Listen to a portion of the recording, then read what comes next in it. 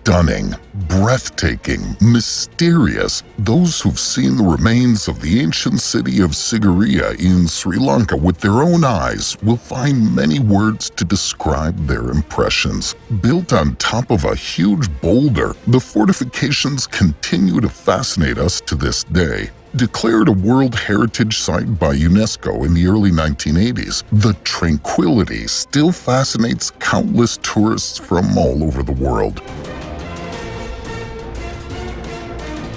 But what have we already learned about the legendary rock city, whose history goes back more than 1,500 years? And why are some people still convinced that Sigiriya was not built by humans at all, but by divine beings? Let's look for answers together.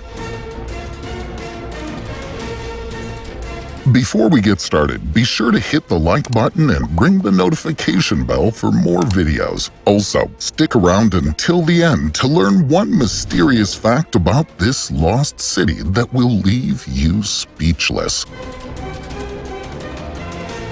An eventful history.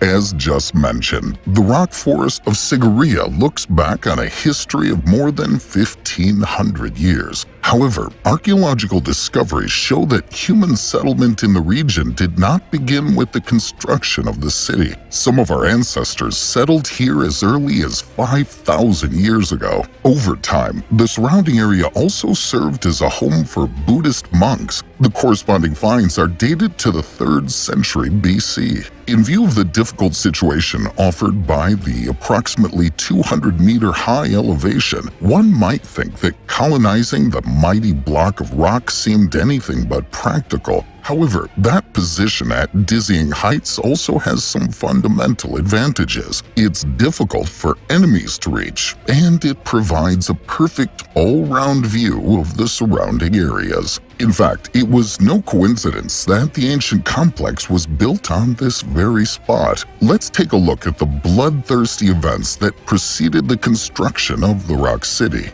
In 473 AD, King Datusena had been in power for 18 years. At the time, the ruler ruled from Anuradhapura. Today's capital of the north-central province of Sri Lanka has been the beating heart of various royal dynasties for over 1,000 years. The rightful heir to the throne of Datusena was his son Moggallana, although the ruler had one other child. However, since Kassapa was conceived with a concubine of the king, he had to take a back seat in the line of succession. However, the human lust for power is sometimes stronger than the love of one's family, which is why Kassapa killed his father and then ascended the throne. However, the parasite knew that his crime would not go unpunished. He feared his half-brother's revenge. So it was that the new king had a secluded fortress built that eluded the arm of Moggallana, the city of Sigiriya. As the new capital of the empire, Kassapa managed to remain in power from here for around 20 years, before his fate finally caught up with him in 491. His half-brother, who was exiled in southern India, gathered a mighty army around him and involved his father's murderer in a final decisive battle.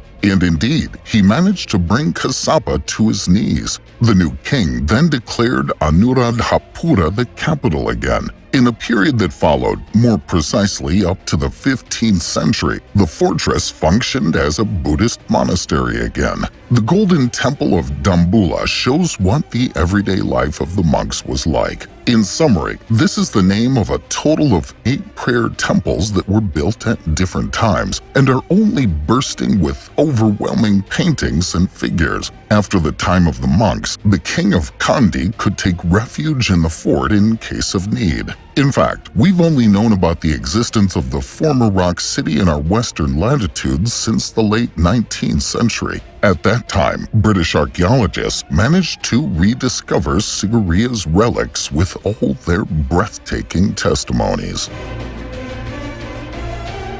Flourishing past.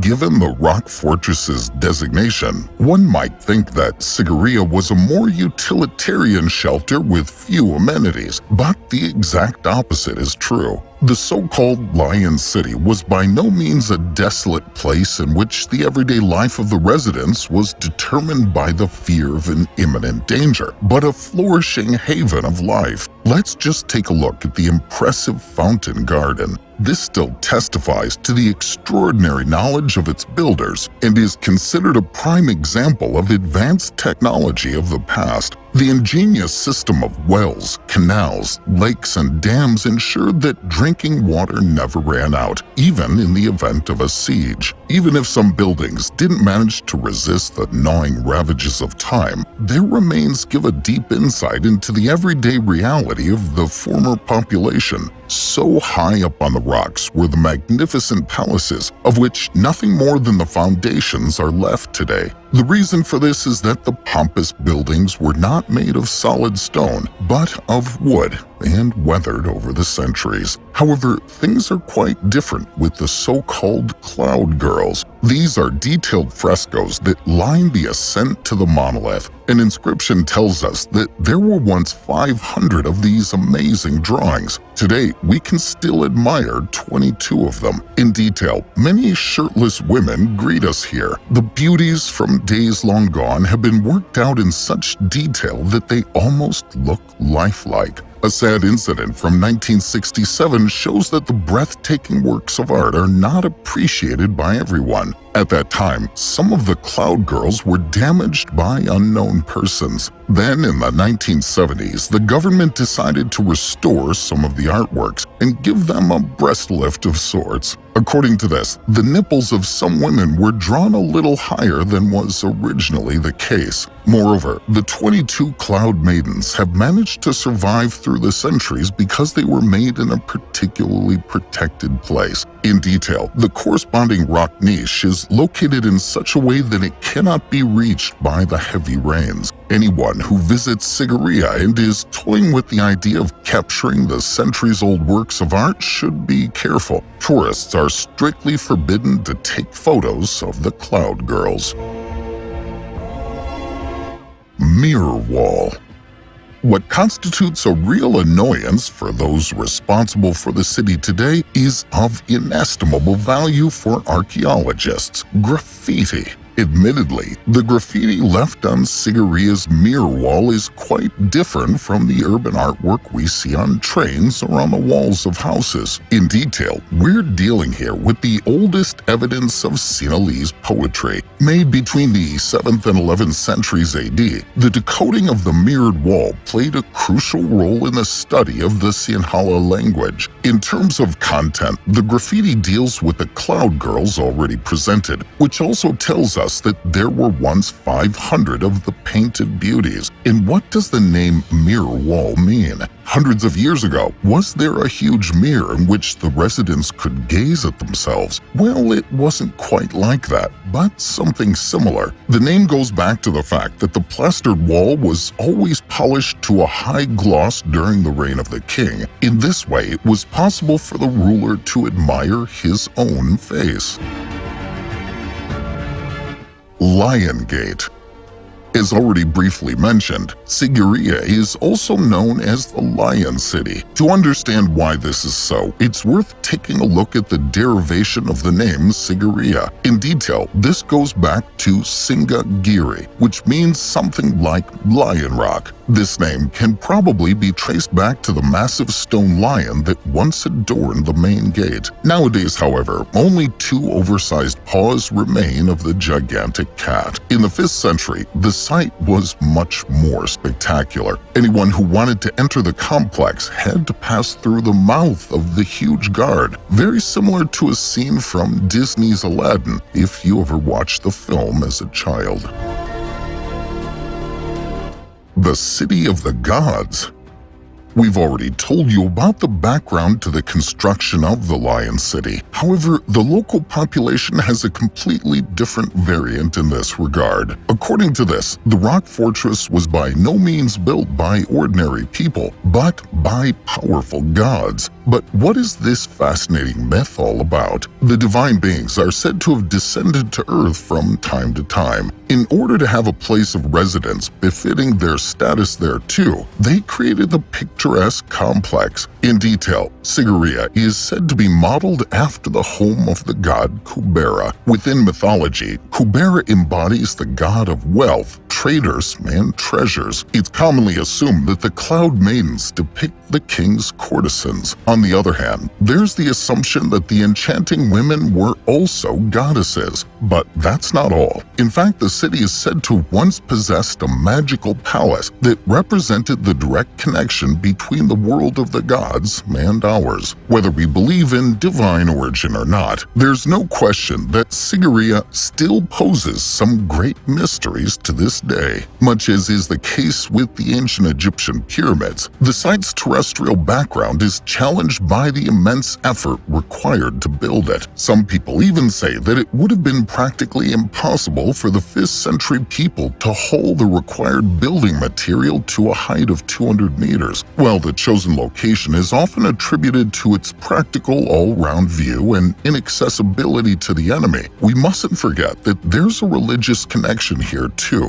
In the old traditions, building on mountains or high rocks was associated with the idea of being able to reach the kingdom of heaven more easily and being closer to the gods. Only the former townsfolk could tell us what's really behind this exciting legend, but unfortunately, they don't have the opportunity to do so anymore. The Tower of Babel. To put this into perspective, we mustn't forget the legendary Tower of Babel, a structure that was also built, seemingly, to reach out to God. One of the most incredible things to come out of Babylon was the invention of the infamous Tower of Babel that's mentioned in the Bible and proven by history. This building was constructed shortly after the Great Flood wiped out nearly everything and everyone on the planet. According to biblical accounts, the Tower of Babel was built when all of the inhabitants of Mesopotamia still spoke the same language. When they settled in the area, they wanted to build a large tower that would reach the sky. Some people seem to believe that the locals built the tower so that they could eventually reach heaven, though others believe that they built the tower so that they would not be drowned by another great flood. Either way, biblical accounts say that God had other plans. He confused the people by forcing them to forget their native tongue and speak new languages. They were no longer able to communicate, so the construction of the tower quickly fell apart. We don't know for sure which structure in the area is the aforementioned Tower of Babel, but researchers tend to believe that the best candidate is the Etemenanke in Babylon. This tower was allegedly dedicated to Marduk, the patron god of Babylon. Since several temples like this have been found in the area, it would make sense that a building like this could have been used as the basis for the Tower of Babel. Under the rule of Saddam Hussein, the Iraqi government led a mission to excavate Babylon and attempt to bring the city back to life, including rebuilding and reconstructing one of Nebuchadnezzar's palaces. However, after the United States invaded Iraq back in 2003, their plans completely fell apart. The area was eventually reopened to tourists in 2009, although the project was never completed. Thanks to the Babylonians inventing modern writing, we know so much about their city and how humans once lived. If only this were true for other parts of the world, history may tell a much different story. Alright folks, now your opinion matters. What do you think of the stunning lion city of Sigiriya? Have you ever visited the rock fortress yourself? If so, hit the keys and share your experiences with us. While you're at it, don't forget to give us a thumbs up and subscribe so you never miss a video again. Finally, feel free to take a look at the other posts on our channel, which you can access by clicking on one of the pictures in the credits. Thank you for watching. Have a good one, and see you next time.